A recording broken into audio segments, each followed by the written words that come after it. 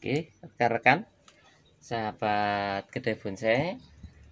Nah, ini bisa kita lihat ya, rekan-rekan. Nanti hanya sedikit sekali akar muda atau akar baru. Sedangkan yang lainnya adalah akar-akar lama. Nah, ini yang menjadikan kesuburan di atas ini berkurang. Rekan-rekan, sebelum kita tanam kembali kita cuci dulu akarnya. Nah, ini rekan-rekan bisa diperhatikan. Ini ada putih-putih, ini jamur ya rekan-rekan. Nah, ini yang membuat tanaman kita ini menguning atau tidak sehat. Ini kita bersihkan. Cukup kita semprot saja rekan-rekan. Nah, seperti ini. Jadilah itu pentingnya penggantian media secara berkala ya rekan-rekan.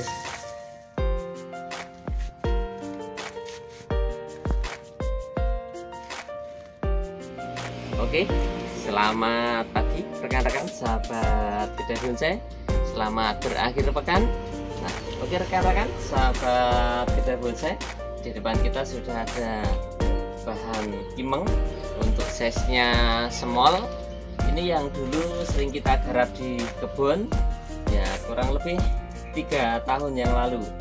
Nah, kemudian sudah kita naikkan pot kurang lebih hampir 1 tahun yang lalu kita naikkan di pot. Nah, untuk kondisinya seperti ini saya rasa kok pertumbuhannya lambat. Ini juga daun barunya juga kurang sehat, saya rasa agak sedikit menguning. Nah, progres pada pagi hari ini kita akan lakukan penggantian media. Nah, oke rekan-rekan, langsung saja kita eksekusi.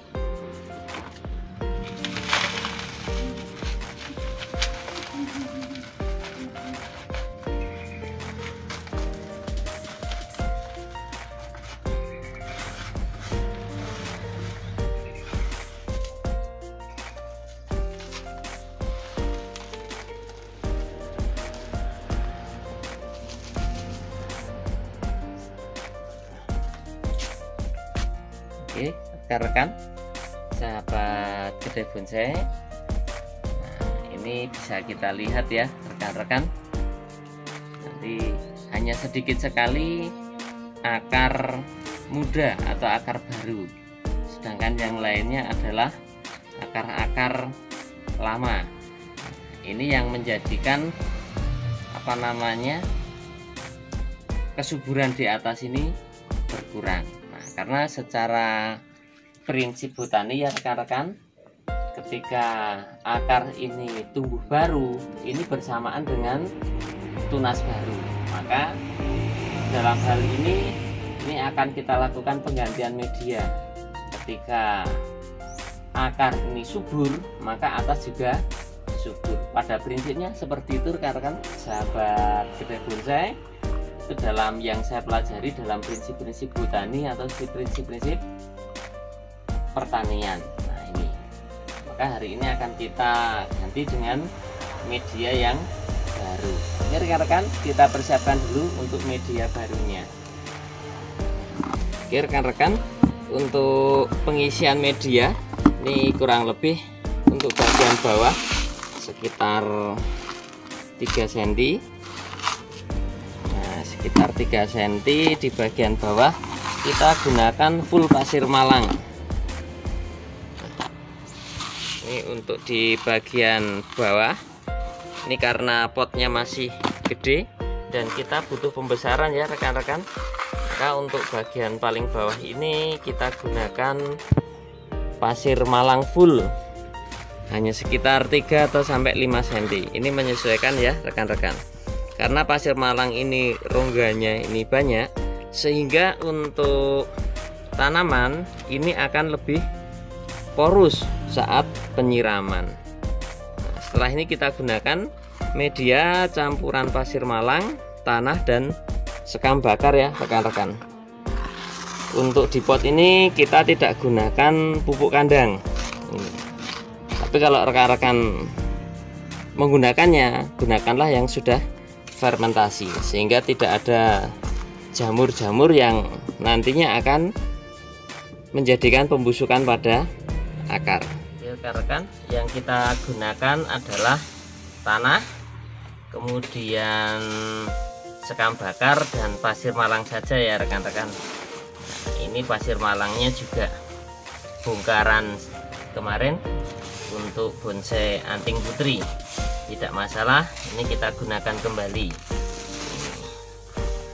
Nah, kalau untuk pasir malang bisa kita gunakan berulang ya rekan-rekan, tinggal kita cuci, kita bersihkan dari kadar-kadar asam, kita gunakan lagi bisa.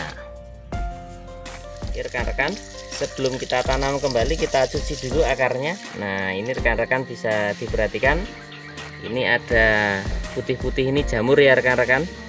Nah, ini yang membuat tanaman kita ini menguning atau tidak sehat. Ini kita bersihkan, cukup kita semprot saja rekan-rekan. Nah, seperti ini, nanti akar akan terlihat sedikit menguning. Nah, ini berarti kan jamur-jamurnya juga sudah menghilang. Nah, jadilah itu pentingnya penggantian media secara berkala ya rekan-rekan. Nah, setelah ini baru kita tanam lagi, kemudian mungkin kita seleksi akar-akar yang seperti ini.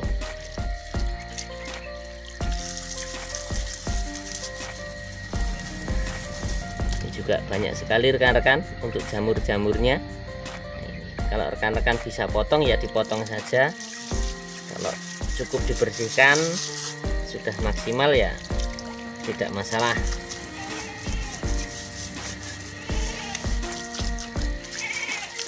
Rekan-rekan, saya rasa cukup untuk membersihkan akarnya. Setelah ini kita tanam kembali.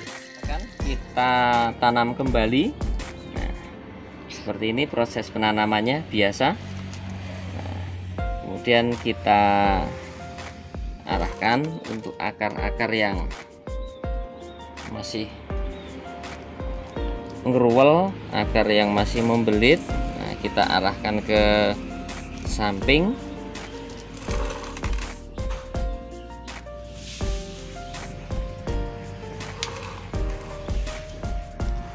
Ini kita arahkan ke samping juga. Oke rekan-rekan, setelah seperti ini kita tambahkan media lagi. Nah, sebelum kita tambahkan media, kita beri pupuk dekastar ya rekan-rekan.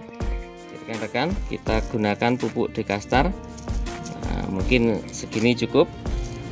Untuk penggunaan pupuk ini biasanya saya gunakan di atas dan hanya di pinggir-pinggir saja ya rekan-rekan. Nah, seperti ini saya rasa sudah cukup. Lebihnya kita tambahkan kembali media, dan nanti untuk bagian paling atas kita akan gunakan topping full pasir malang supaya rapi.